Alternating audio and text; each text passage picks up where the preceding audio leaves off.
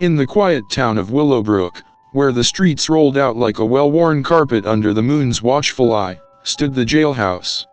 It was an unassuming building, its bricks painted a shade of gray that matched the cobblestones, as if trying to blend into the shadows it cast. The only sign of its true nature was the barbed wire that crowned the top of its tall, sturdy walls. John, a man whose eyes had seen more than their fair share of the night's dark secrets, pulled into the empty parking lot. He had worked the night shift at Willowbrook's correctional facility for nearly a decade. His job was simple: keep the peace from dusk till dawn. Or so he thought. Tonight was different.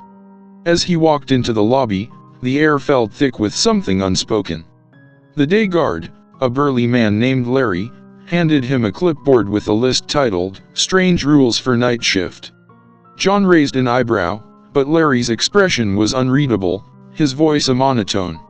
"New protocol," he said, before shuffling away, his keys jingling like a warning bell. John scanned the list, his eyes widening with each rule. Rule 1, no whistling. Rule 2, do not look directly at the inmates in cell block C after midnight. Rule 3, do not answer any unidentified noises. Rule 4, always keep your flashlight on, even when you're in the control room. Rule 5, if you hear a child's laughter, report it immediately. He felt a shiver run down his spine, the kind that comes from a sudden brush of cold wind. But it was August, and the heat clung to the air like a heavy blanket. He tucked the list into his pocket and began his rounds, the clack of his boots echoing through the empty corridors. The inmates were as still as the statues that decorated the town's park. His mind raced with questions about the rules, but he knew better than to ask. He had seen the way Larry's eyes had flickered with something unsettling before he left. As the hands of the clock inched closer to midnight, the silence grew heavier, pressing down on John's shoulders.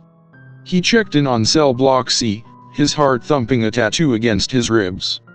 The inmates there were notorious for their silence. They never talked, never complained, and their eyes, something about their eyes was always off-putting. The clock struck 12, and the silence was shattered by the sound of a distant giggle. John's hand hovered over the radio at his side, the plastic cool against his clammy skin. He waited, his breath shallow and quick. It came again, the laugh of a child, pure and innocent, yet twisted by the walls of the jailhouse into something sinister. Ignoring the tremble in his voice, he called into the radio, "Control, I've got a code 5 in cell block C."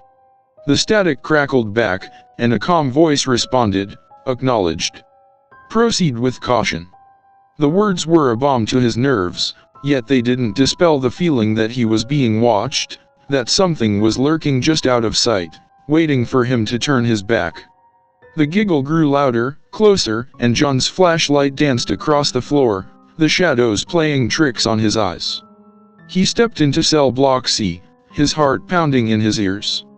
The inmates stared at him, their expressions unreadable in the stark, white light. But their eyes, oh, their eyes, they gleamed like polished stones in the dark. John knew he had to find the source of the laughter, but his boots felt like they were made of lead. With every step, the sound grew clearer, taunting him like a siren's call. He reached the farthest cell and stopped, his hand shaking as he aimed the light. In the corner, huddled in the shadows, was a figure too small to be an inmate. It looked up at him, and in that instant, John's world shifted. The child's face was a mask of pure malice, its eyes burning like embers. And it was smiling. The laughter grew louder, filling the cell block, echoing off the bars and the stone walls, becoming a cacophony of gleeful malice. The inmates' eyes grew brighter, their gazes locked on him. John's hand tightened around the radio, his finger hovering over the button to call for backup. But the rules were clear: no unnecessary interaction with the inmates of cell block C after midnight. He stepped back, the light from his flashlight jittering as the child's shadow grew and stretched, reaching for him with elongated fingers that seemed to defy the laws of physics. The giggling grew into a cackle, a sound that scraped against the inside of his skull. He backed away, the child's laughter following him, the inmate's eyes never leaving him. John made his way back to the control room, his mind racing. What was that thing? Why the strange rules? The radio crackled again, the voice from earlier now tinged with urgency. John, status report. He took a deep breath, trying to calm the storm in his chest. I found the source of the laughter. It's a child, but... His voice trailed off as the control room door slammed shut, the lock clicking into place. Panic set in, his heart racing as he reached for the doorknob. It was ice cold, unyielding. He was trapped. The laughter grew closer, the shadows dancing around him, reaching out like dark tendrils. The inmates' eyes grew brighter, the malicious joy in their gazes unmistakable. John's hand trembled as he drew his baton, the metal feeling both reassuring and inadequate in the face of what lay before him. He knew he had to get out of there, to find help, but every part of him screamed to run. He took a deep breath, steeling himself for what was to come. He was a guard, and it was his duty to protect, even if it meant facing the unknown. The shadows grew denser, coalescing into a wall of black that pulsed with malevolent energy. The child's laughter grew to a crescendo, and John knew he was out of time. He flicked the safety off his flashlight, the beam cutting through the darkness like a knife. With a roar, he charged into the heart of the shadows, the baton raised, ready to face whatever lay beyond. The child's eyes met his, winking out of the darkness like two stars in a nightmare sky. The inmates' eyes dimmed, their faces contorting into twisted grins as they watched the spectacle unfold. John's light pierced the gloom, revealing a path that wound through the cell block, leading to the exit. He sprinted down the corridor, the laughter chasing him like a living thing. The walls felt alive, the air thick with anticipation. His chest heaved with fear and exertion, but he didn't dare look back. The shadows grew thinner, the laughter fading as he reached the exit. The door was a beacon of light, promising sanity and safety. He threw himself against it, the metal giving way with a shriek of protest. He stumbled into the night, gulping down the cool air like it was water. Behind him, the jailhouse loomed, silent once more, its secrets locked away. But John knew he'd never look at his job the same way again. The night had changed, and so had the rules of the game. As he stumbled towards his car, the laughter grew faint, replaced by the distant hum of crickets and the occasional hoot of an owl. His breathing slowed, his heartbeat returning to a semblance of normalcy. He knew he had to tell someone, had to get the word out about the creature in cell block C. But who would believe him? The townsfolk of Willowbrook were a stoic bunch, not easily swayed by tall tales of the supernatural. John climbed into his car, the leather seat sticky with his sweat. He turned the ignition, the engine roaring to life like a beast awakening. As he pulled away, he caught a glimpse of Larry, the day guard, standing in the shadows beside the jailhouse, watching him with those same cold, unreadable eyes. The sight sent a shiver down his spine, but he had to trust someone. The next evening, John approached Larry, the list of rules still burned into his mind. "What was that thing?" he demanded. Larry's expression didn't waver. "It's part of the job," he said, his voice devoid of emotion. "You know the rules. Follow them, and you'll be fine."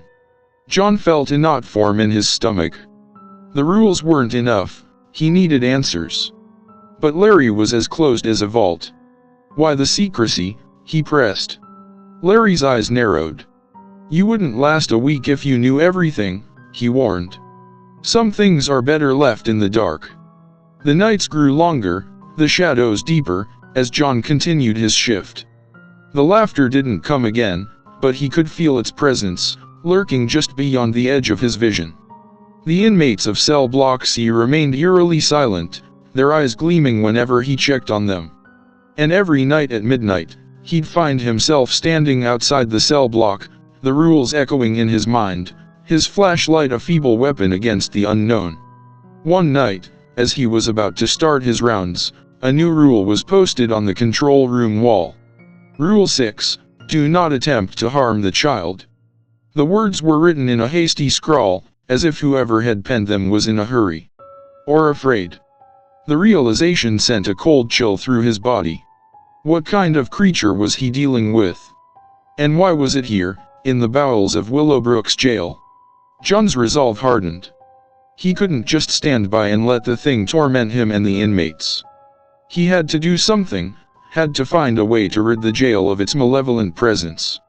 He began to research, digging into the town's archives, searching for any mention of a child that didn't belong in the annals of the living.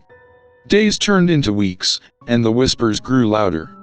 The townsfolk spoke in hushed tones of strange occurrences at night, of shadows moving in places they shouldn't be.